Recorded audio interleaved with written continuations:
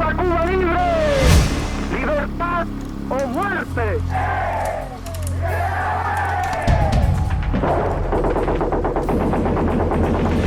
La guarnición de Santiago de Cuba está cercada por nuestras fuerzas. Se acaba de anunciar desde el campamento de Colombia que el tirano Batista ha huido. A los 31 años de edad, Castro es hoy el héroe supremo de Cuba.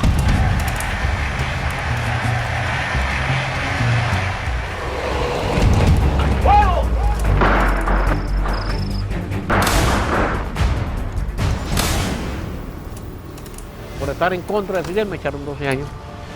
Yo cuando salí de la cárcel hice así, cogí, le di la vuelta a la hoja y hasta luego. Mantener un perfil bajo por el resto de su vida era el deseo de Ivo Guerra tras ser liberado. Quería dejar en la sombra sus recuerdos como luchador por la libertad y los años de brutalidad que soportó como preso político en las siniestras prisiones de Fidel Castro después de la revolución. Imagínate tú lo que tú tenías por dentro, el odio y el rencor que tú tenías por dentro te fue creciendo y te fue endureciendo. Y me preocupo por hacer las paces porque sé que es imposible, que no voy a llegar. Es muy fuerte, vaya. Es una celda. Pero el 4 de mayo de 2013, 37 años después de recuperar su libertad, se animó a contarnos su odisea. Con su característica humildad, nos advirtió que su historia jamás sería más importante que la de otros miles de cubanos que lucharon, sufrieron y que aún siguen muriendo por una Cuba libre y democrática. Con esta crónica, queremos rendirle homenaje a nuestro querido Ivo Guerra, orgullo de nuestra familia, por sus convicciones, su valentía, humildad y su espíritu alegre.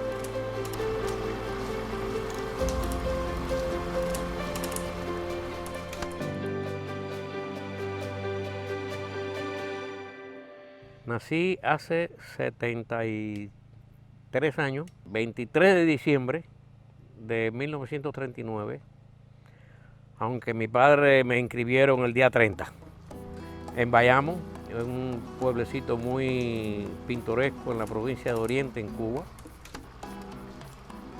Nunca salí de Bayamo para nada, siempre me crié ahí. La juventud en mi pueblo era normal, tranquila, pero muy abusada por el régimen que gobernaba en aquella época.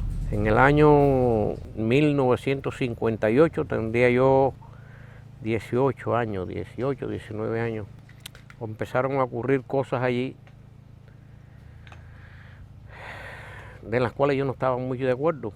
El 80% o el 90% del pueblo cubano estaba en contra de lo que estaba pasando en Cuba, del golpe de Estado que había dado Batista, etc. Se habla mucho de los derechos humanos, pero en aquella época no existían esos derechos humanos ahí en Cuba, por lo menos en esa zona. Hubieron días que aparecieron, y no te exagero, 10 y 12 muchachos de mi edad, regados por la calle muertos, porque estaban trabajando con el 26 de julio, porque le caían mal al jefe de una de las patrullas, etc. Yo estaba trabajando con el 26 de julio en esa época. Era de los soñadores. El movimiento 26 de julio era una organización revolucionaria encabezada por Fidel Castro, que se formó para derrocar al dictador Fulgencio Batista. Su nombre proviene del fallido asalto al cuartel Moncada en Santiago de Cuba el 26 de julio de 1953. Durante el ataque, Castro fue capturado y condenado a 15 años de prisión, pero 2 años más tarde fue amnistiado junto a otros miembros del grupo. Aquella fecha se convirtió en su grito de guerra contra Batista. Fidel Castro estaba en la sierra, luchando contra el régimen de Batista, y en mi pueblo estaba el centro de operaciones del gobierno contra la sierra, contra Fidel. Con esto quiero decir que la situación que se vivía allí era bastante tensa por la cantidad de soldados que había en las calles y por las noches se vivía con mucho temor. Vino la huelga de abril y hubo un paro general en la nación. Entre las torturas y ejecuciones cometidas por el ejército y la censura de la prensa, el régimen batistiano iba perdiendo apoyo dentro y fuera del país. Inclusive, Estados Unidos le suspendió la venta de armas. El movimiento 26 de julio aprovechó la oportunidad para convocar la llamada Huelga General Revolucionaria, que se llevó a cabo el 9 de abril de 1958, lanzando a su vez coordinados ataques guerrilleros. El régimen de Batista respondió de forma violenta. Todas las tiendas, todos los comercios cerró y el ejército de Batista vino a tratar de abrirlos. Frente a mi casa había una tienda de chino que se llamaba La Muralla China, te debes imaginar. Y llegó la policía a abrir la bodega a golpe de fusil.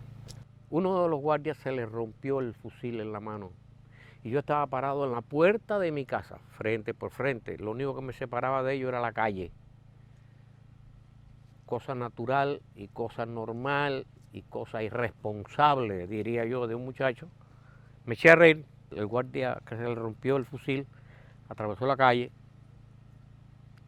sacó una pistola y me la puso en la frente. Me dijo: ríete ahora, HP.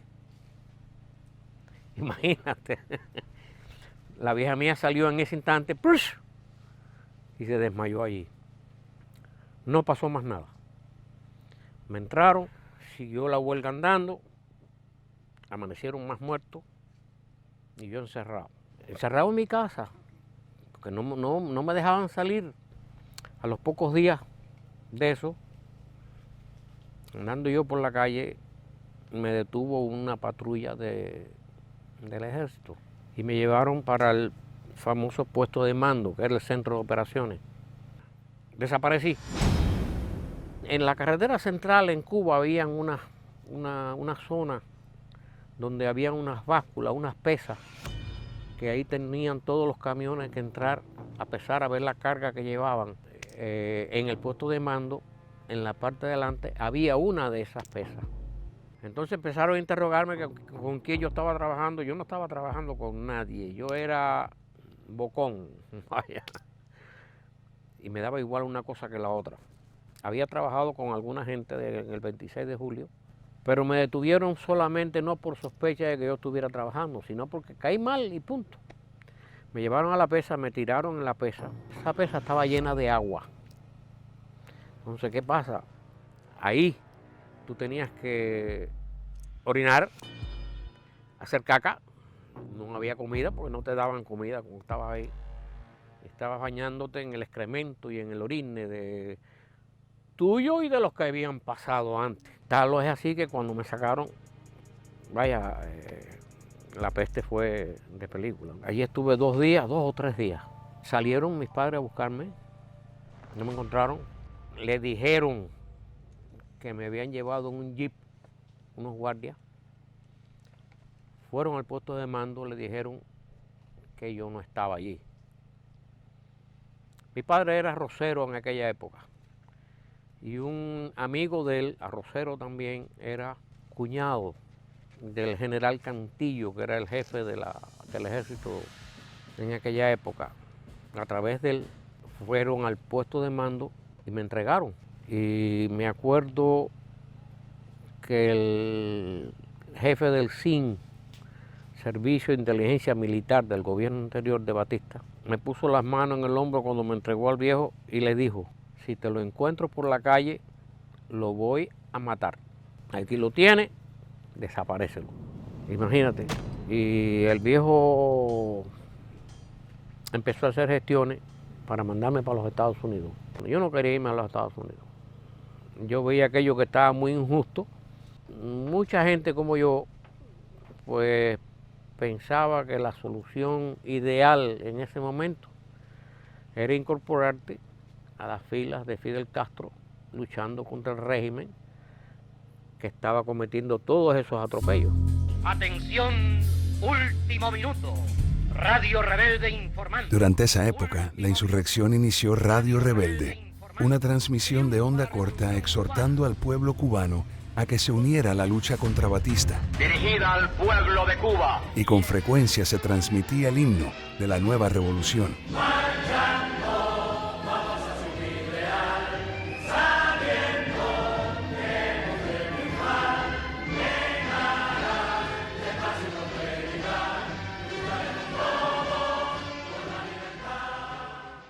A los 3 o 4 días de enterarme yo que me estaban haciendo el paquete para mandarme para los Estados Unidos, me fui para la Sierra Maestra y me incorporé a las filas de Fidel. La majestuosa cordillera de la Sierra Maestra se encuentra a unas 20 millas de Bayamo. Fidel Castro, junto a su hermano Raúl y el Che Guevara, la utilizaron como base de operaciones. ¿Tenías alguna experiencia, algún entrenamiento militar? Ninguna. ¿Y cómo pensaste que podías unirte a...? Porque las cosas esas no, generalmente no se piensan, Beatriz. Yo la experiencia que tenía era un riflecito en la finca de mi abuelo, pero de arma de guerra nada. Allá arriba me dieron un entrenamiento muy rudimentario, porque allí no había ni escuela, ni tiempo, ni arma en que entrenarse. Y así me pasé 8 meses allá arriba, entrenando en la columna 1 con Fidel. 8 meses. Eso éramos 14 gatos. Eso no habían 2.000 hombres ni 3.000 hombres allí en la sierra. Eso eran 14 gatos. A la columna 1 le decía un grupito de hombres, de 20 o 30 hombres por aquí, 20 o 30 hombres por allá. Una columna son 300, 400, 500 hombres. Nunca existió eso juntos. Sé que me sentí en completa libertad. En completa libertad y con mucha roña por dentro de por qué yo estaba allí. ¿Qué me había empujado a ir allí?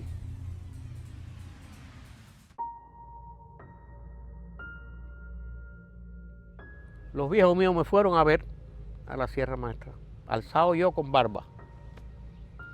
La vieja mía madre al fin me llevó un paquetico.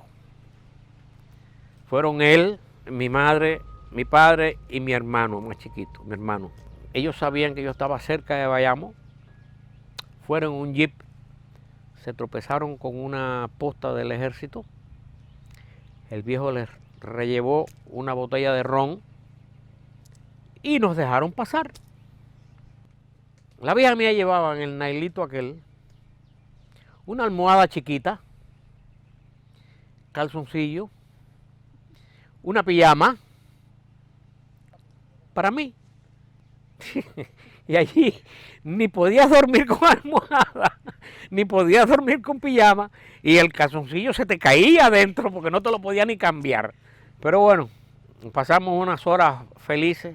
Cuando regresan, pasan por la misma posta. Mi hermano en aquella época tendría 3 o 4 años.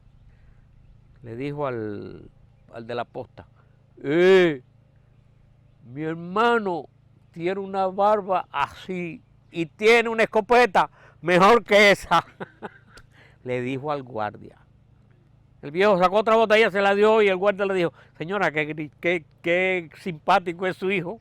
La diferencia de ahora que si eso sucede, fusilan al padre, a la madre y al hermano allí mismo. ¿Y qué pensaban tus padres? No estaban de acuerdo. Ellos preferían que yo hubiera estado en los Estados Unidos, pero ya no les quedaba más remedio. Y ellos sabían por qué yo estaba. Hablaste de que tenías el rifle en la finca, pero esto es muy diferente dispararle a un ser humano. ¿Cómo fue eso? No me gusta hablar de eso. Difícil. Tú lo haces en el momento del calor, pero no es fácil. ¿Son ellos o eres tú? Eso es un tren en el que tú te montas y ya dices: ya estoy montado en el tren este, ahora vamos a ver dónde me lleva. Ya estoy luchando con Fidel. En diciembre de 1958, Guerra fue asignado a la tropa del capitán Orestes Bárzaga Enamorado. Bárzaga Enamorado era un guajiro, era el que estaba con las tropas que estaban alrededor de Bayamo, que era lo que yo quería. Yo quería estar allí alrededor de mi pueblo, en mi pueblo. Y allí estaba él y allí me dejaron. El 20 de noviembre de 1958, el ejército rebelde se movilizó. El ejército se va replegando y la columna 1, que ya tenía un poco más de gente, venía bajando de la sierra.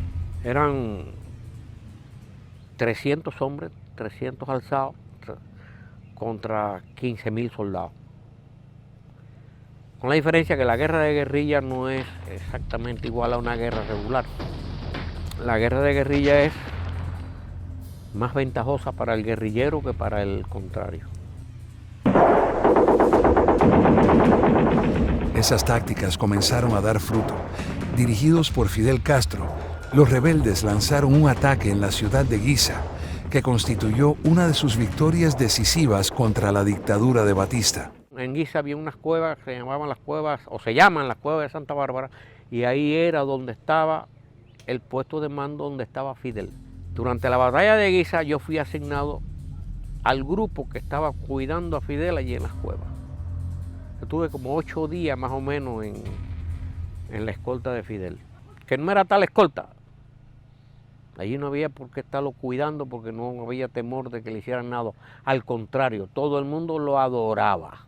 Fidel, y no es una apología que le vaya a hacer a él, Fidel es un tipo que tiene actualmente, no como aquella época, un poder de captación innato, que tú lo ves y lo admiras. Sabiendo que es un HP, lo admiras. Fidel, imagínate Fidel, el hombre. Fidel. Y después de los años, yo pienso, si yo hubiera tenido chance, hubiera sabido lo que venía después, no hubiera tenido oportunidad de hacer otra cosa. No admirarlo como lo admiraban en ese momento.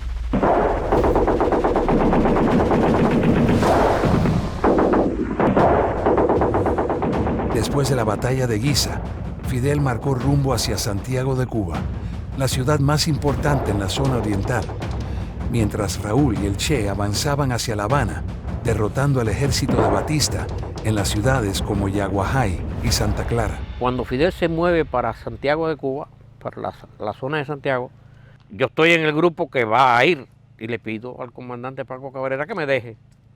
En mi pueblo, niño bitongo, pegaba a mami, a papi, me quedo.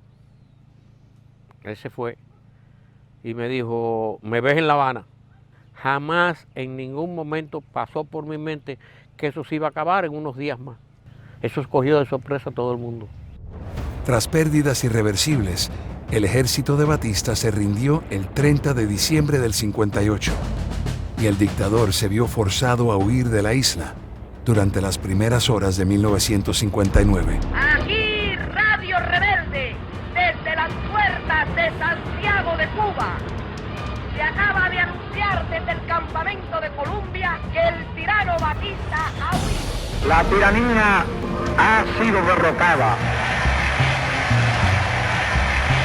Allí no se durmió el 31, no se durmió el 1.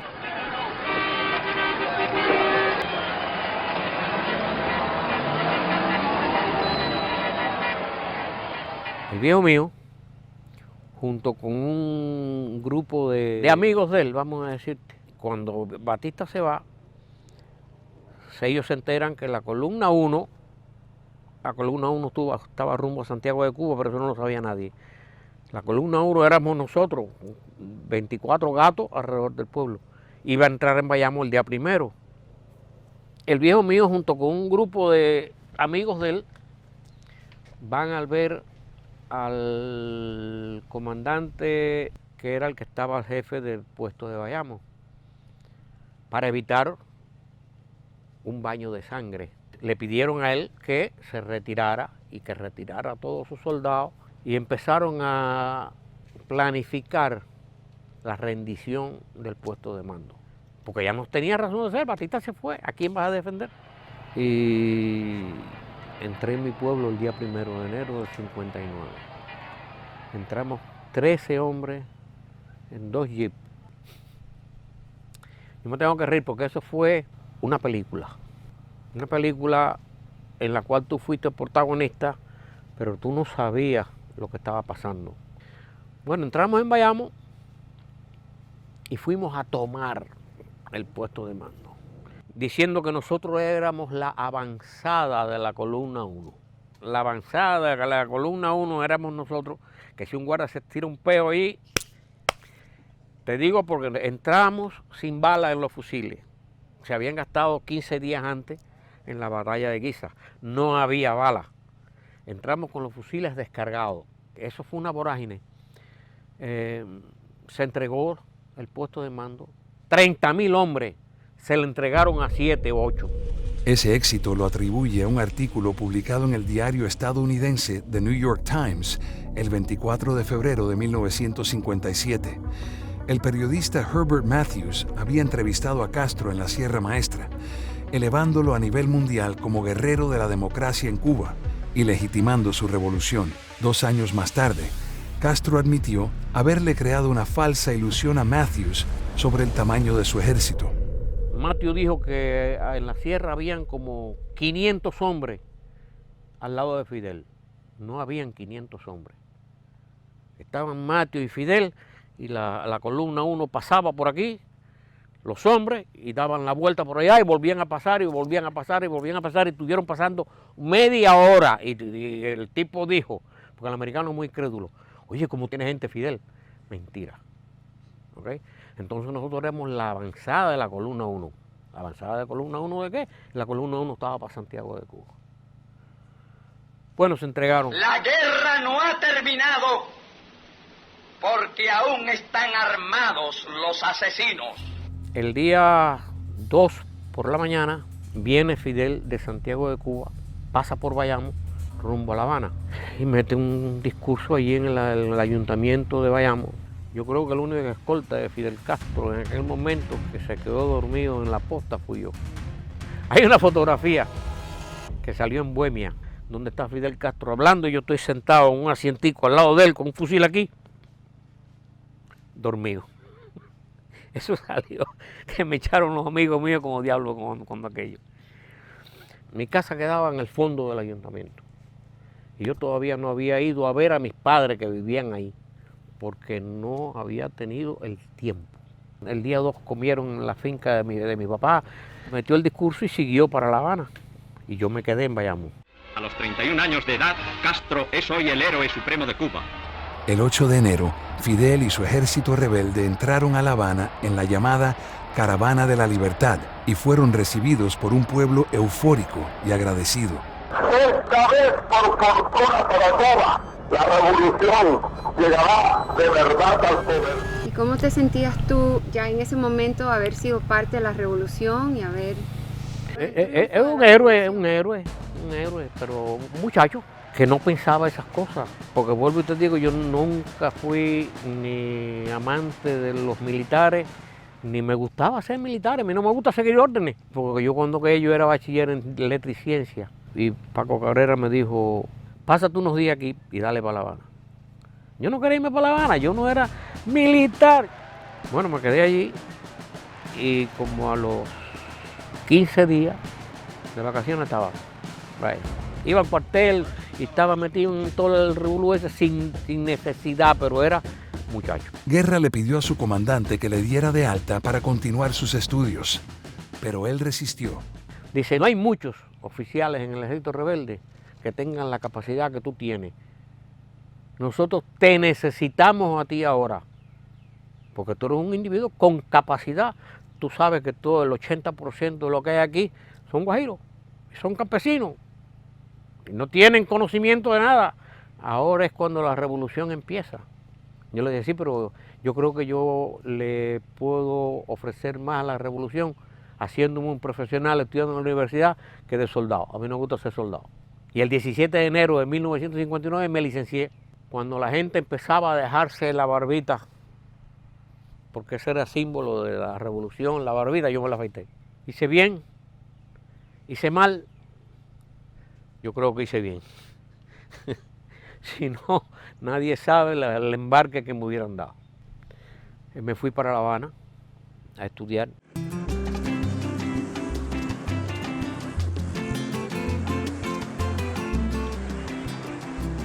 Ivo se matriculó en la Universidad de La Habana para estudiar ingeniería. Ahí hizo amistades, entre ellas Gladys Morlote, una estudiante de ciencias comerciales. A Gladys la conocí yo en la universidad. Nosotros salimos y la invité a la playa. De la amistad surgió una relación sentimental entre ambos, aunque en un momento inoportuno. Para muchos, la euforia del triunfo de la revolución duraría poco. Tanto en la universidad como a lo largo de la isla, se despertaba una intuición inquietante. La hormiguita esa que siempre tiene uno por dentro me impulsó a seguir tratando de hacer las cosas bien hechas y pensando que por lo que yo me había ido para la sierra no era lo que estaba pasando. Comentamos que el ejército de Batista era el dueño de Bayamo hasta el día 1 de enero. Entonces allí habían muchos soldados que cuando Batista se fue, cayeron presos. Presos por sus mismos compañeros, porque el ejército rebelde no tenían gente para coger gente presa y meterlo. No existía. El soldado que se pasó a la fila de la revolución, pues vio a uno que había dado patada o que había matado a alguien en el pueblo y lo echó para adelante y lo metieron preso. Entonces, como el día 4 o 5 de enero ya hubo una cosa que a mí no me gustó. Vuelvo y te repito el nombre del capitán con el que yo estaba, Orestes Bárcega Enamorado. Ese tipo es un guajiro analfabeto y te voy a explicar por qué. En el juicio que le hicieron a uno de esos muchachos, de los del ejército Batista, él fue capitán, él era capitán, pero fue jefe del tribunal. Él no era abogado, no era nada. Capitán del ejército rebelde con muchas heridas en el cuerpo, con un barbón que le llegaba a la barriga, pero era un analfabeto. En el juicio vinieron los testigos, es verdad que ese muchacho, es verdad que sucedió lo que le estaban echando la culpa al muchacho. Yo no sé si él lo hizo o no lo hizo, pero de que pasó, pasó. ¿Tú me entiendes? Entonces, Bárcega Enamorado se para y le dice al fiscal, que era otro socotroco, yo pido que lo afusilen. Así es mito. Yo pido que lo afusilen al muchacho ese. ¡Ey! Todo el mundo, paredón, paredón, paredón, paredón. Esa es la sentencia de muerte. Se llevaron a un muchacho y lo fusilaron. Si era inocente o era culpable, yo no lo sé. Pero no hubo chance. Después los juicios que siguieron en La Habana y allí mismo en Bayamo, las pasiones desbordadas. No me gustaba eso. Y sencillamente ya eso es una... Coño, yo no luché por esto. Y quizás un complejo de culpa. Yo soy culpable de que esto esté... Yo no soy culpable, pero soy un granito de arena de que esto exista. ¿Tú me entiendes? Eso me impulsó a estar trabajando ya en contra del régimen de que me fui para La Habana. Pueblo de Cuba sabe que el gobierno revolucionario no es comunista. I am not communism. I am not agree with communism. Aunque públicamente negaba su ideología comunista, Castro comenzó a mostrar tendencias izquierdistas. En mayo de 1959, decretó la primera ley de reforma agraria, confiscando propiedades privadas y nacionalizando empresas petroleras, entre otras. Cuando dijo la revolución es como el melón, verde por fuera y rojo por dentro, decía eso se caía de la mata. Cuando uno de los principales dirigentes de la revolución era el tipo que había sido presidente del Partido Comunista en Cuba por 50 años, Carlos Rafael Rodríguez, era viceministro de la revolución. ¡Viva la Unión Soviética! Finalmente, Castro destapó su relación con la Unión Soviética y el 2 de diciembre de 1961 se quitó la máscara ante el pueblo. Soy marxista-leninista y seré marxista-leninista hasta el último día de mi vida. El problema es que Fidel fue muy astuto y antes de decir nada fue cerrando las puertas por otros lados, que cuando lo dijo ya uno estaba con la soga en el pescuezo. Esa abierta confesión comunista dio origen a la contrarrevolución. La integraron grupos diversos como ex colaboradores de Batista, ex rebeldes del movimiento 26 de julio y estudiantes universitarios. Generalmente trabajaban en células independientes, utilizando una variedad de tácticas, pero estaban unidos por la misma causa: liberar a Cuba de Castro y del comunismo.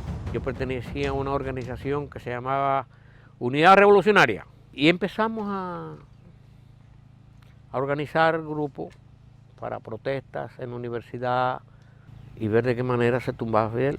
Contra Fidel sabíamos que no se podía luchar en las urnas porque allí no habían elecciones, no como en Venezuela, que te dan más o menos la película de que hay democracia. Allí no había democracia, allí no había partido político de oposición ninguno y se acabó. Entonces nosotros estábamos tratando de organizar a todos los grupos para un levantamiento en Cuba, pero todo eso se dilataba porque quienes estaban dirigiendo eso eran oficiales de seguridad del Estado, que lo que estaban era jugando con nosotros. Y uno no lo sabía. La organización esa tenía buenos contactos en los Estados Unidos, con la CIA, supuestamente. Yo era en aquel momento coordinador de enlace de mi organización. Quiere decir, un coordinador de una zona en Oriente quería ver al coordinador de una zona en Pinar del Río, tenía que venir a mí y yo lo llevaba. Hubo una petición que había que sacar a un señor de Cuba. Se hizo el contacto para que se lo sacaran por Pinar del Río. Un amigo mío y yo recogimos al hombre y lo llevamos a la costa. Y vino una lancha rápida, lo recogió y se lo llevó. Era un cubano que lo estaba buscando el ejército y había que sacarlo del país. Bueno, pues andando. Ya, salió para afuera. Gladys sabía que Ivo estaba involucrado en la contrarrevolución, pero desconocía los detalles y la misión que enfrentaría una noche de 1963 que cambiaría el rumbo de sus vidas. Nosotros teníamos un contacto aquí en Miami que tenían unas lanchas rápidas y hubo una vez que iba a hacer una extracción a través, en Pinar del Río generalmente fue toda. Las lanchas rápidas tenían que ir 2 veces, podían ir 2 veces, se planificaba para que fueran 2 veces. Si la primera vez no podían desembarcar por H o por B porque había alguna guardacosta que no podían entrar, se planificaba para que vinieran a los 2 días después, en el mismo lado. El sistema era 2 luces en la costa, separadas a unos metros, mirando al mar. Las luces eran verde y roja. El único que sabía cómo era la posición de las luces era yo. Si se pone las luces como no son, es peligro, la lancha no entra. Aquella noche, Guerra empezó a sospechar que uno de los coordinadores de su grupo, Ramiro Valdés, era un infiltrado y que formaba parte de la seguridad de Estado, sector conocido como el G2. Valdés me dice, las luces, ¿cómo son? Él fue conmigo a Pinar del Río. ¿Cómo son las luces? Le dije, nada, las 2 verdes arriba. No era así. Era una invertida. Una cosa que no tiene por qué saber, aunque sea coordinador de la organización.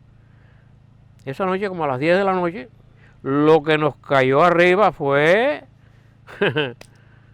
la patrulla de guardafrontera del comandante Furri Colomé.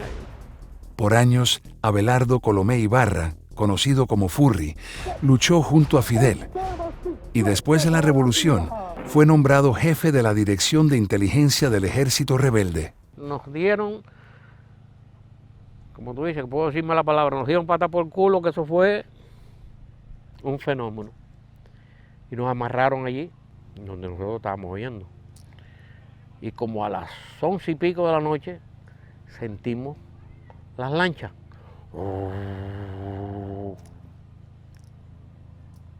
Las luces estaban puestas, pero estaban puestas con las dos verdes para arriba, que no era así. La lancha viene, cuando ve que son las dos verdes para arriba, da la vuelta y arranca. A mí me cogen ahí y hay que esperar hasta el segundo día. ¿Qué pasa? A Valdés, que cae preso conmigo, lo separan de mí y se lo llevan para otro lado, que yo no lo veo más nunca. O sea, se supone que cuando dos caen presos, los mantengan juntos, a él se lo llevaron. Y a mí me dejaron ahí en una esquinita, amarrado, boca abajo,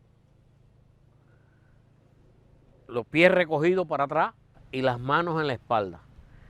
Y las manos te la amarran a los tobillos de los pies. 10 minutos. No pasa nada. 1 hora. Te quieres morir. 48 horas. Por la noche no puedes dormir. Primero porque los hombros es donde se reflejan los dolores, en los hombros. Por las manos en esta posición, tanto tiempo y la tensión. No puedes dormir. Y los cangrejos por la noche es cuando salen. Y los mosquitos y los jejenes por el día. No podías pensar. Es que si estás pensando, viene el cangrejo y empújalo y como puede, porque es que estás amarrado, no tienes los pies para empujarlo, las manos para empujarlo, el cangrejo tiene que mover la cabeza y que se asuste y que se vaya. Ese fue el peor momento de mi vida. Yo no creo que yo he sufrido tanto como en ese momento. ¿Pensabas en tu familia? Déjame no decirte lo que pensaba. Dime. No, eso sí me lo voy yo a reservar. ¿Qué es lo que yo pensaba en ese momento? Violento. Al segundo día, alrededor de las 11 de la noche, volvieron a escuchar el ruido de las lanchas. Esta vez sus captores pusieron las luces al revés, la roja para arriba y la verde para abajo. En la isla de Cuba hay un cayo frente a la costa y la lancha tenía que entrar entre el cayo y la costa. Era el punto de desembarco. La lancha viene, ve las dos luces y hace así, arranca para allá, pero cuando arranca para allá ya lo están esperando. La fragata José Martí estaba detrás de unos cayos y se formó un tiroteo ahí. Cañón, el diablo encendido, pero no lo cogieron. Después que se fue la lancha la segunda vez, ellos saben que se fue porque las luces no estaban bien. El que sabía de las luces era yo. Entonces me cogieron, me levantaron y me pararon ahí y vinieron 4 soldados, palanquearon. ¡Wow! Yo creo que me oriné en los pantalones en ese momento. Me fusilaron con bala de salva. No me dieron tiempo ni a reaccionar porque no eran tan sádicos como ahora. Me tiraron bala de salva para amenazarme. Que no me amenazaron nada porque yo ni me di cuenta de lo que me estaba pasando, como aquel que dice. ¿Tú me entiendes? Y de ahí ya no vi más la luz del sol hasta 12 años después. Gladys se preocupó al no saber de Ivo. Una semana más tarde, amigos de la pareja que vivían con él en la misma casa de huéspedes fueron a verla. Sospechaban que Ivo había sido arrestado y le pidieron a Gladys que escondiera algunas de sus pertenencias por si llegaba el G2. Efectivamente, llegaron agentes del G2 al día siguiente, pero no encontraron nada comprometedor. Mientras tanto, Ivo estaba preso en el G2, incomunicado del mundo. Pero incomunicado completo. Los viejos míos fueron a seguridad del Estado y le dijeron que yo me había ido en una lancha para los Estados Unidos. Y lo que estaba encerrado allá adentro. El G2 no te lo puedo describir muy bien, porque te entran generalmente encapuchados. Hay un pasillo que es el que yo me acuerdo y es el que yo vi. Un pasillo con celda a ambos lados. Y ya. Es una celda debe tener 8 por 4 más o menos, con una litera y un baño turco. El baño turco es un hueco en el piso. Y ahí las necesidades tuyas tenían que ser agachado ahí en el hueco, en el piso. No había agua. O sea, que después que hiciera tus necesidades tenías que vivir con ella. Ahí. Agua la ponían una vez al día, 10 minutos, 15 minutos. Y ya. Muy pocas celdas tenían ventana. Tú no sabías cuando era de día o de noche. O de madrugada, no sabías. Te imaginabas que era por la tarde cuando te traían la comida, pero a lo mejor te traían la comida a las 5 de la mañana. No sabía porque no había noción. Te estabas en una celda, tapiado, con un bombillo arriba, sin reloj, sin televisión. Te descontrolaban completo la mente. Sin embargo, hubo algo que llegó a perturbarlo más que eso. Los gritos de otros presos. Los gritos de otros presos cuando lo estaban interrogando. ¿Y te interrogaban todos los días? No. Vuelvo y te digo, no tenían nada que interrogarme si todos lo sabían ellos. Pero estaba guardado ahí porque yo no le alertara a nadie de lo que estaba pasando ni lo que había pasado. A los 6 meses, Guerra fue trasladado a la ahora infame prisión, La Cabaña. Me mandaron a mí para la cabaña y debí esperar hasta el juicio en la cabaña. Desde allí, logró establecer contacto con sus padres y con Gladys, quienes lo fueron a visitar. En la cabaña las visitas eran una vez cada 3 meses, 1 hora de visita. Era un pasillo grande, largo, asientos en un lado, de concreto de eso, asientos al otro lado, y en el medio, a todo lo largo, una malla, como con 10 o 12 pulgadas de espesor, y tú tenías que hablar ahí gritando, y lo ponen en la malla para evitar que tú pases papelito de un lado para el otro, ¿me entiendes? Entonces tenías que hablar gritando. Tú te imaginas 300, 400 hombres de un lado y 300, 400 personas del otro lado de la familia gritando todo el mundo, hablando todo el mundo a la misma vez. Pero Ivo y sus visitantes se la ingeniaban para burlar la malla y pasarse cartas. Él estaba al tanto de la vida de los suyos, pero no les compartía detalles de la pesadilla que vivía a diario dentro de la cabaña.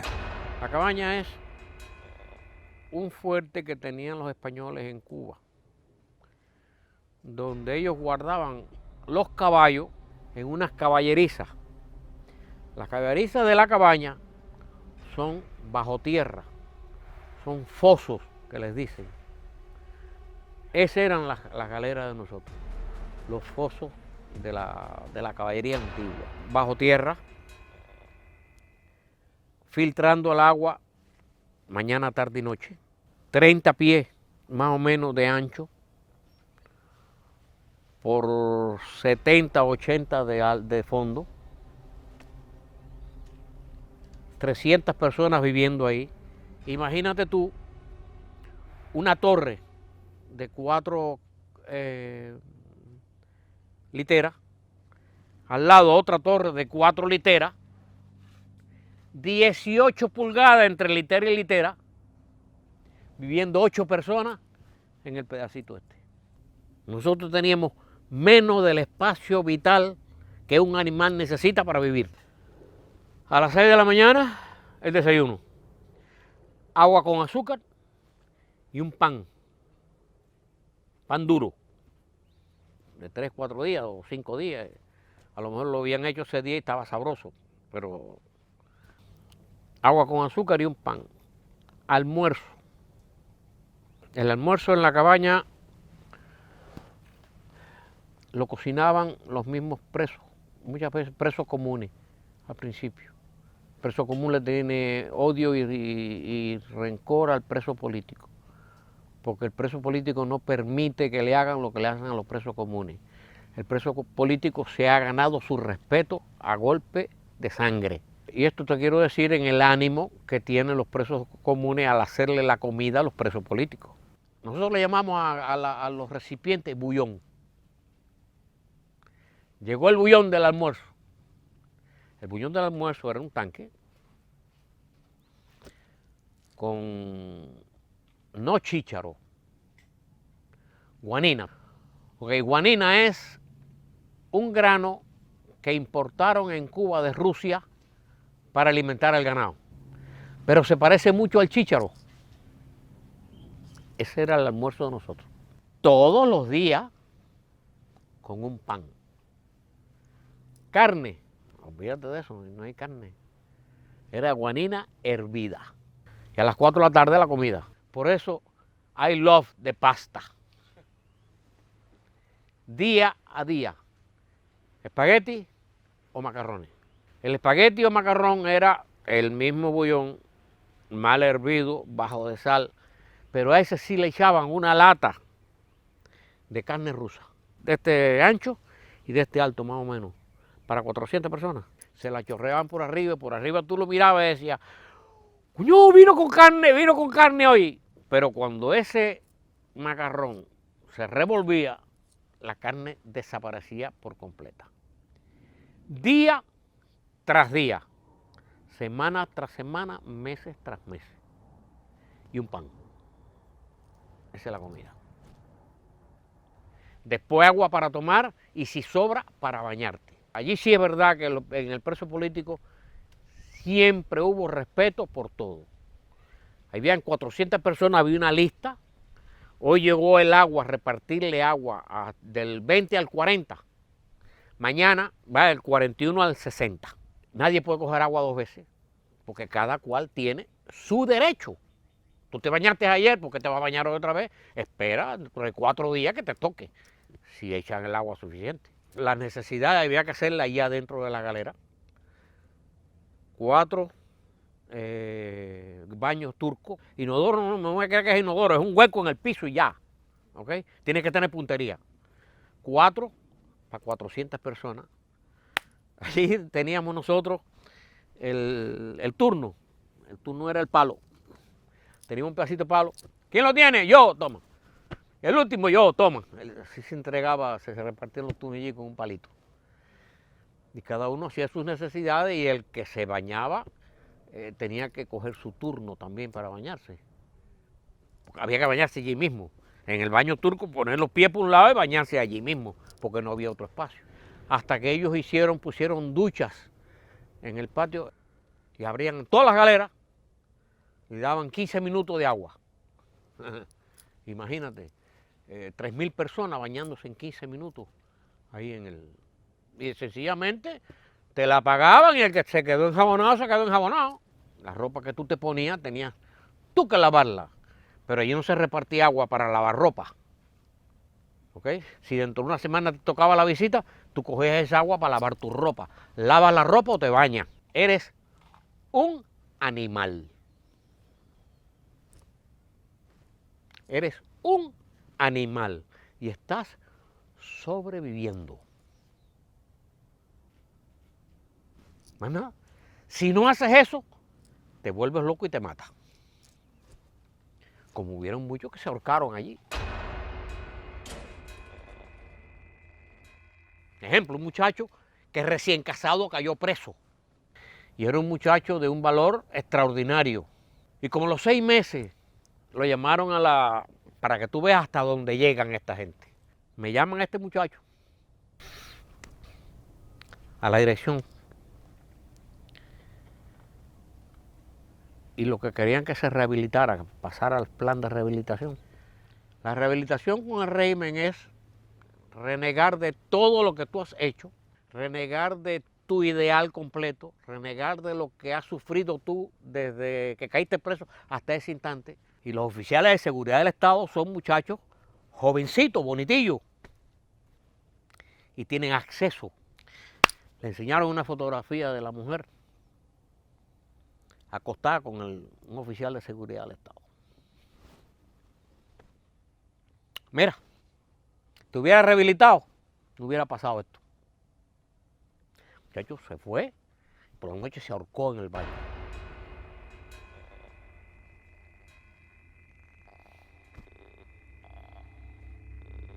Así mismito, ese es intrínsecamente el gobierno en Cuba. Y así trataban a los presos. ¡Fuego! el régimen se aseguró que la muerte fuera el constante acompañante de los presos. El fondo de las galeras moría en el foso de la cabaña. El foso de la cabaña es un canal como de 8 o 9 metros que hicieron cuando los españoles, que eso lo llenaban de agua para evitar que asaltaran la cabaña, lo llenaban de agua. Cuando aquello, hay un lugar donde hay un poste de madera, que es donde amarran a la gente que van a fusilar. Al estar el poste ese ahí, el palo ese, como le decimos nosotros, en la canal esa que rodea la cabaña, eso crea un eco. Cuando salían 10 personas a juicio, regresaban 8. Ya tú sabías que esos 2 estaban condenados a pena de muerte. Allí te condenan a muerte a las 2 de la tarde y a las 9 de la noche te rompen, te fusilan. Y no hay apelación. Gente con la cual tú habías convivido. En la Gulaya esa donde vivíamos, de los 8 había uno que vivía aquí en el segundo piso de esta Gulaya y lo conocía y comías con él. Y el día que te llegó la visita, que te trajeron, que te dejaron pasar unos pastelitos, tú le diste un pastelito a él o él te dio un pastelito a ti que habías convivido con él. Se lo llevaron a juicio por la mañana y por la noche lo fusilan. Allí había que acostarse a dormir a las 9 de la noche. El famoso cañonazo de las 9, ¡boom!, en la cabaña, que marcaba las 9 de la noche, por siglos de siglos. Apagaban las luces en todas las galeras y a dormir, obligado, como los muchachos. Nadie dormía después de las 9 de la noche cuando había un juicio y no regresaban 2. Todavía la gente rezando. 10, 10 y media, las 11 a más tardar, tú oías un carro. Por el ruido tú sabías que ya ese carro es conocido. La lechuza, le decíamos nosotros, ahí llega la lechuza.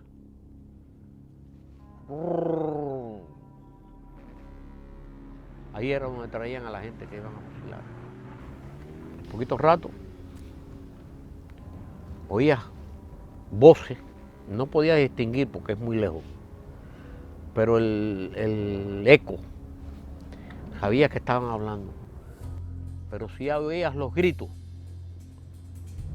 del oficial de guardia con la tropa que iba a fusilar a los hombres. Preparen, apunten, fuego. Sentías la descarga. Sentías el tiro de gracia del oficial que le daba al que habían fusilado. Sentías como lo cogían y lo tiraban dentro de un cajón y sentías como lo clavaban. Y sentías cuando la lechuza, lo metían dentro de la lechuza se iba. Y así esperabas media hora más a que viniera la lechuza con el segundo fusilado. Tengo una anécdota de un señor que vivía en la wilaya mía.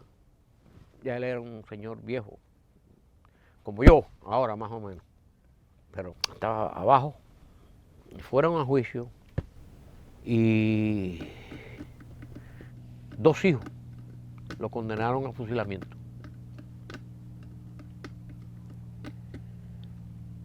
Eran como 4, él y 3 hijos más o 4 hijos más, no sé. Era toda la familia completa que estaba presa. Ese hombre tenía unos, como dice la gente, bemoles, sentado en el asiento de él. Llega la lechuza, llega la descarga, llega el tiro de gracia, se va la lechuza, llega otra vez, se oye la descarga, el tiro de gracia, se va otra vez. Y ese hombre dijo,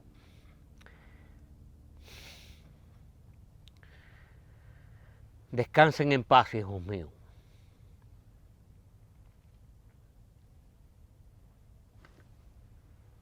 viviendo ahí. Y Cinturón se acostó, se tapó la cabeza.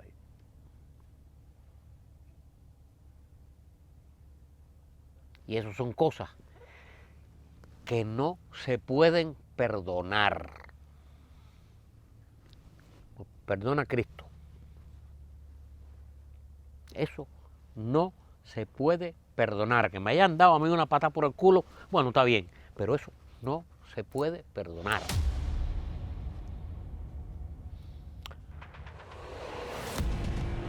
Todos los que han muerto en Cuba han sido con los pantalones bien puestos. Ellos van conscientes al juicio que los van a fusilar porque se los dicen. Tú eres uno de los fusilados hoy. Ya. Antes del juicio. Los juicios en Cuba son una pantomima para llenar papeles y cosas de eso. Cuando ellos van a juicio, ya ellos saben quiénes van a fusilar y a quiénes no van a fusilar. Han aguantado hasta último momento, pero con los pantalones bien puestos. Yo no sé si yo hubiera tenido el valor ese, ¿tú me entiendes? Porque para saberlo hay que estar ahí. Y ellos, si hay una gloria eterna, ellos la están allí. Y ellos se la han ganado. Al cumplir 6 meses en la cabaña, empezó su juicio por cargos de conspirar contra el régimen de Fidel Castro. Sus padres y Gladys estuvieron presentes. El juicio era allí mismo en la cabaña. O sea, están las galeras arriba, y nos bajaron por un costadito y abajo hay unos edificios y ahí era el tribunal número 1 de la cabaña. En la misma cabaña. Durante el juicio, Guerra denunció a Ramiro Valdés, jefe de su grupo contrarrevolucionario, ya que tenía la certeza de que era un infiltrado. Cuando nosotros llegamos a la costa, él cayó preso junto con el grupo, el de las luces. Ya yo me doy cuenta que es él, ¿tú me entiendes? Y ya, lo eché para adelante como un caballito, que por supuesto, él cayó preso conmigo y no está aquí. De hecho, Guerra luego confirmó que Ramiro Valdés era capitán del G2. Por estar en contra de Fidel me echaron 12 años. Eso es el tren. Te montas y sabes que no tienes más remedio que cumplirlo. Porque en Cuba no es como en los Estados Unidos, que de un año que te echan, tú cumples 6 meses, por ejemplo. Pero allí no, allí es 365 días por 12 años. Poco después, el padre de Ivo también cayó preso por actividades contrarrevolucionarias. Fue recluido en la cárcel de Boniato, en Santiago de Cuba. La vieja mía vivía en Oriente, yo estaba preso en La Habana, en la cabaña. La vieja mía me traía una java de saco, que ella casi no podía con ella, porque el viejo mío también estaba preso en Boniato. Me traía a la visita leche en polvo, chocolate, gofio, esa cosa me la traía. Y por la noche, ¡brum!, una requisa. Nosotros teníamos un cubo debajo cuando nos tocaba el agua, nos teníamos el cubo debajo del asiento para tomar agua por la noche si tenía sed. Cogían el eso de leche y traían así al cubo, acabando yéndose la visita, acabando de entrar. Eso hasta el mes que viene. Las requisas y las golpizas en las prisiones en Cuba son normales. No hay perdón. Porque yo no creo que un ser humano tenga el corazón para darle golpes a otra persona indefensa. Eso no es ser humano. Y si no es ser humano, ¿por qué te voy a respetar como un ser humano? No hay perdón. Las golpizas se extremaron, nos habían quitado la correspondencia, entonces ellos a cada rato apretaban y apretaban sin razón. No, sin razón para nosotros, sin razón alguna, pero ellos tenían sus razones. Entonces hubo un momento que ya no se pudo más, que nos quitaron la visita, nos pusieron la visita una vez cada 2 meses, que la comida, ¿te acuerdas aquella famosa lata de carne rusa que le echaban por arriba? Desapareció. Era el espagueti hervido y ya, hasta que los jefes de galera se pusieron de acuerdo y empezaron una protesta por todo eso. Ese día vinieron y nos dieron una golpiza. Anteriormente era en calzoncillos, salir en calzoncillos de todas las celdas. de toda la galera. Esa vez fue en cuero a la pelota, afuera todo el mundo. Y nos dieron una paliza de mamá. ¿Okay? Pues nos cansamos, sencillamente, y tomamos la decisión de irnos a una huelga de hambre. Y empezamos la huelga de hambre. Huelga de hambre de verdad. Llegaban los bullones de comida y se quedaban afuera de la reja, y el saco con los panes se quedaban fuera y lo dejaban ahí media hora, venían, los recogían y se lo llevaban. Y por la comida igual, ahí fue hambre, no sé, hambre. Y eso duró 35 días. Uno dice 35 días, yo pesaba 140 más o menos, pero cuando yo salí de la huelga pesaba 98 libras. Cuando aquello era recién que habían matado al Che en Bolivia, y el jefe de la prisión, el nombre de guerrilla con el Che, era Pombo. Harry Pombo Villegas luchó junto a Fidel y el Che Guevara durante la revolución y en 1966 formó parte de la guerrilla del Che, que aspiraba a una insurrección en Bolivia. Cogieron a Che, lo mataron, y Pombo hizo así, grabó y fue a parar a Cuba. Cuando la huelga de hambre, Pombo era el jefe del Ministerio del Interior. A los 20 y pico días abrieron las puertas de la cabaña, las puertas del patio, y empezaron a traer cajas de muertos. Te dije ahorita que las galeras estaban aquí, y por aquí en esto de enfrente habían puesto duchas donde se bañaba la gente. Ahí fue donde pusieron las cajas de muertos, frente a las galeras. Y vino el comandante Pombo a meternos una velocidad. ¡Huelga de hambre! ¿Qué es lo que quieren? No, nada de eso. Tienen que desistir de la huelga de hambre. No vamos a desistir de la huelga de hambre. Ahí están las cajas para llenarlas. Ahí nos dieron una paliza, porque los jefes de galera le dijeron al Pombo este: aquí sí hay bemoles, no como usted, que salió huyendo de Bolivia cuando mataron a Che. Usted se debió haber muerto en Bolivia luchando con el Che. Usted se apendejó.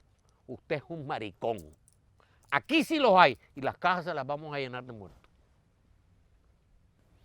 Y el tipo dio media vuelta, se fue y nos dieron una paliza que le retraqueteó la carabina. No hubo necesidad de llenar las cajas de muertos, porque a los 35 días de la huelga nos llamaron y que ya la presión internacional se había filtrado eso y se acabó la huelga. Nos dieron, y yo quisiera que tuviera entonces la comida, ni en el Waldorf Astoria. Los primeros días, pero los primeros días tú no puedes, después de una huelga de 35 días tú comes, te mueres. Y lo que nos dieron fue arroz con pollo y todo eso ahí puesto ahí. Y nosotros comiendo pancito y agua con azúcar los primeros días. Durante la huelga, Guerra tuvo un encuentro inesperado con Ramiro Valdés, de quien siempre sospechó de ser el infiltrado que lo traicionó durante los operativos en Pinar del Río. Unos días antes de la que se acabara la huelga, llegó Valdés con una comitiva de guardia, que eso era un fenómeno. Me dijo: mira quién es, carajo. Y él sí me conoce a mí. Me dijo: Ivo Guerra, carajo, ¿cómo te sientes? Ya llevamos 30 días más o menos en huelga. Y yo, descarado, le hice así, le abrí la camisa y le dije: te halo 30 más, porque yo sí lo tengo bien puesto. La gente me decía: coño, pero ¿cómo tú? Y yo: ese hijo de puta fue el que me echó para adelante a mí, ese capitán de seguridad del Estado del G2. No joder. Después de la huelga me llamó allá arriba al orden interior: oye, ¿quieres cigarro? Ay, tengo una caja de cigarro para ti. Yo no fumo, ¿vale? olvídate de eso. Me estás trayendo aquí para que la gente piense que yo estoy chivateándolo. No pierdas tiempo conmigo. Ya, no me llamó más. Y no lo vimos nunca, ni cuando me fui. Guerra estuvo preso en la cabaña desde el 1963 hasta 1966. Durante ese tiempo, su familia logró sacar de Cuba a su hermano menor, Jorge, a través de la Operación Pedro Pan, y su padre fue liberado de la prisión después de 2 años. Pero la situación en Cuba empeoraba. Y puesto que es necesario que el nombre de nuestro partido diga no lo que fuimos ayer, sino lo que somos hoy y lo que seremos mañana. Partido Comunista de Cuba. El 3 de octubre de 1965 se constituyó el primer comité central del Partido Comunista de Cuba. Ivo le insistió a sus padres que se exiliaran en Miami junto a su hermano Jorge. Aunque la relación sentimental con Gladys se mantenía, ambos acordaron separarse debido a las circunstancias del momento. Ivo la animó a que siguiera adelante con su vida y ella se exilió en Nueva York. Uno cuando está en la cárcel, con ese tiempo, no te puedes poner a pensar en eso, punto. Porque eso trae otras cosas. Es que... y ver si el pan que te van a dar por la tarde está duro, está malo, o qué es lo que viene de comida, a lo mejor te dan arroz con pollo, a lo mejor te dan vaca, vaya. En 1966, Ivo fue trasladado de la cabaña a una prisión en Isla de Pinos y luego a otras más en Pinar del Río y Sandino. En uno de esos traslados surgió otro duro enfrentamiento entre el régimen y los presos. Nos sacaron a todos los presos de Isla de Pinos para Cuba, a las distintas cárceles.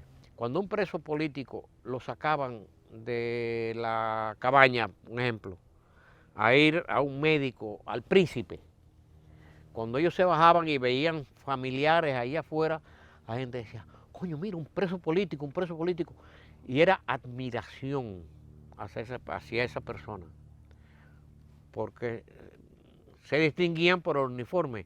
El uniforme era el color amarillo del ejército anterior de Batista. Le pintaban una P negra en cada pierna y en la camisa atrás otra P. Entonces, eso es de los presos, que está preso. Nosotros decíamos, preso político peligroso. Entonces había admiración en la población que estaba en la calle por ver un preso político, por el aura que se había creado entre los familiares o los presos, no porque se lo hayan dado ellos. Y el preso común usaba uniforme azul.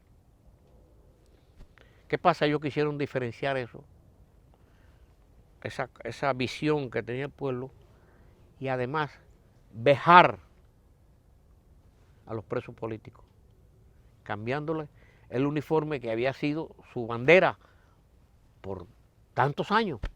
Cuando llegamos a la gente de Isla de Pino, a las distintas cárceles, era en cuero todo el mundo, ¿no? Es una requisa.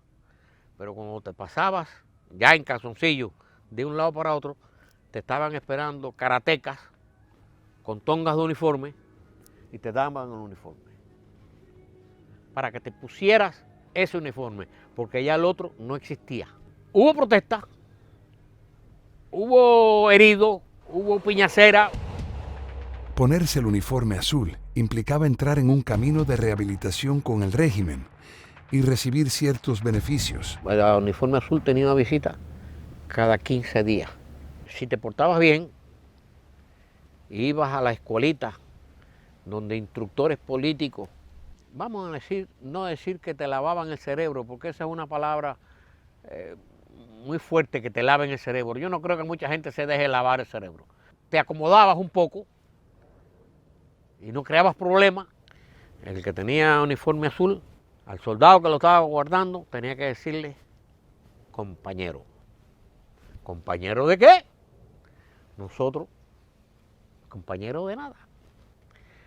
Visita conyugal, todos esos beneficios tenían esa gente. Jamás he criticado a nadie por su actitud personal. Yo creo que cada cual hace lo que cree. Muchos se pusieron uniforme, otros no se pusieron uniforme y le entraron a golpe y nos dejaron en calzoncillo por 2 años. Los que se mantuvieron firmes ante la maquinaria de terror de la dictadura llegaron a conocerse como plantados. A ellos les suspendieron las visitas y, por ende, acceso a medicinas, ropa y suplementos alimenticios, sosteniéndose con lo poco que le daban en la prisión. Dormían sin camas ni colchones y en el invierno sin cobijas sobre el piso húmedo. Algunos fueron asesinados. Sin embargo, los plantados resistieron sin abandonar sus principios y convicciones. Hasta que al cabo de los 2 años, como no pudieron doblegarnos, nos regresaron el uniforme amarillo. Nos dieron el uniforme y ya se acabó el problema de... Pero nos llevaban mucho más recio que antes. Pero las cosas en la vida no son gratis, tienes que pagarlo. Lo que tú quieres, tienes que pagarlo, punto. Tienes que estar viviendo día a día, soñando con que el día 12 del mes que viene te toca la visita. Viendo de qué manera buscar un papelito para escribirle a tu familia, planchar tu ropa, porque allí planchábamos la ropa de nosotros. La ropa sí salía. Yo sé coser, yo sé hacerme una camisa, porque allí tenía tiempo suficiente. Vaya, y el punto atrás, yo sé hacer el punto atrás en las camisas. ¿Tú me entiendes? Pensando en que el día 12 del mes que viene es la visita, viendo cómo sobrevive. Y los míos fueron 365 días por 12 años más 6 meses de gratis. Cuando finalmente llegó el último día de su condena, se encontró con otra amarga sorpresa. Imagínate tú, yo me afeité como si fuera para visita. El día que cumplí, me voy. Pido mi entrevista con el orden interior. No, yo cumplo hoy. ¿Usted cumple hoy? No. Me fueron al archivo. Usted no cumple hoy. Yo le dije al jefe del penal, ¿usted se acuerda de su cumpleaños? Yo a veces soy un poquito sarcástico. ¿Y usted se acuerda de su cumpleaños? Sí, claro. Bueno, hoy es mi cumpleaños. Hoy cumplo. No. Usted cumple dentro de 6 meses. ¿Cómo dentro de 6 meses? Sí. A usted se le levantó, se le hizo causa de a partir de ahora en 6 meses. Porque ellos no me celebran juicio hasta 6 meses después que yo caigo preso. ¿Y qué vas a hacer? No me voy a ahorcar, como gente han hecho. Bueno, pues 6 meses más, no hay problema. Ivo fue liberado a finales de 1975. En esa época no se permitían vuelos de Cuba a Estados Unidos, pero consiguió visa a Costa Rica. En mayo de 1976 abordó un vuelo con conexión en Ciudad México, pero se quedó allí 2 meses. Con la ayuda de un amigo, llegó a Piedras Negras en Nuevo León, México, y cruzó la frontera a Estados Unidos. Al pedir asilo, el Servicio de Inmigración le pagó una noche de hotel, y al día siguiente lo trasladaron en autobús a Dallas, donde abordó un vuelo a Miami, donde fue recibido con los brazos abiertos de su familia.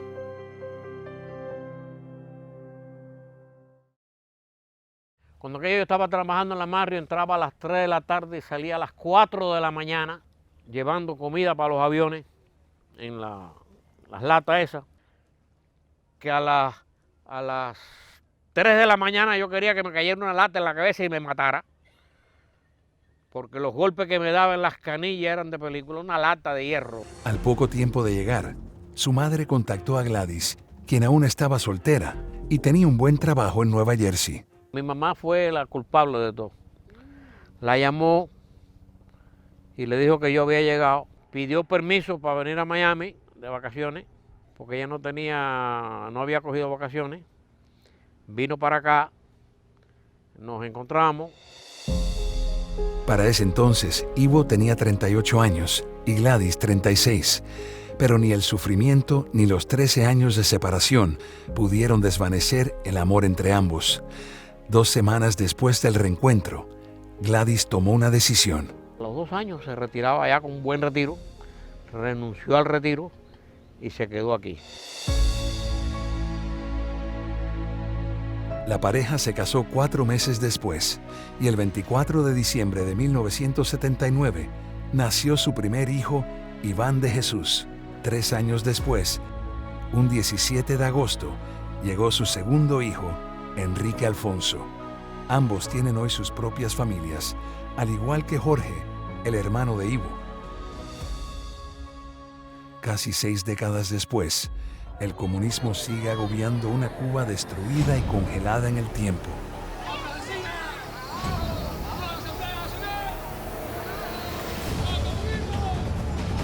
Muchos valientes aún luchan y mueren por su libertad. Y aunque Ivo salió con vida, carga su cruz y las de muchos otros muy dentro de su corazón. Para mí ese tiempo no pasa, en el sentido que lo tengo presente, lo tengo latente y hay veces que me hace daño pensar en eso. Yo conozco amigos que han salido de la cárcel traumatizados.